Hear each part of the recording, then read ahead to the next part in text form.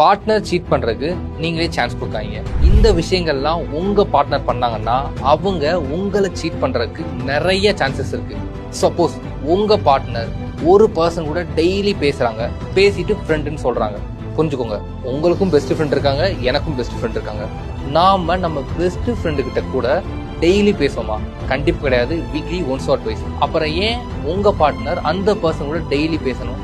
As a relationship கன்சல்டண்டா எனக்கு Salta தெரியும், ஒரு பர்சன் கூட நம்ம டெய்லி பேச ஸ்டார்ட் பண்ணிட்டோம்னா அவங்க மேல அட்ராக்ஷன் கிரியேட் ஆயிரும். புரிஞ்சா உங்களுக்கு? நெக்ஸ்ட், உங்க பார்ட்னர் வேறொரு பர்சன் கூட ஃப்ளர்ட் பண்றது, நீங்க அதை ஃப்ரீடமா கொடுக்கலாம், கேஷுவலா அதை அலோவ் பண்ணிடலாம். பட் புரிஞ்சுக்கோங்க, உங்க பார்ட்னர் வேற ஒரு பர்சன் கூட ஃப்ளர்ட் பண்றாங்க, அவங்களும் ரிட்டர்னா ஃப்ளர்ட் பண்றாங்க, என்ன ஆகும்? ஒரு ஸ்பார்க் கிரியேட் ஆகும். கண்டிப்பா சீட் பண்ணுவாங்கன்னு சொல்ல முடியாது, பட் சீட் பண்றதுக்கு நிறைய சான்சஸ் இருக்கு. அதுக்கு நீங்களே சான்ஸ் கொடுக்குறீங்க.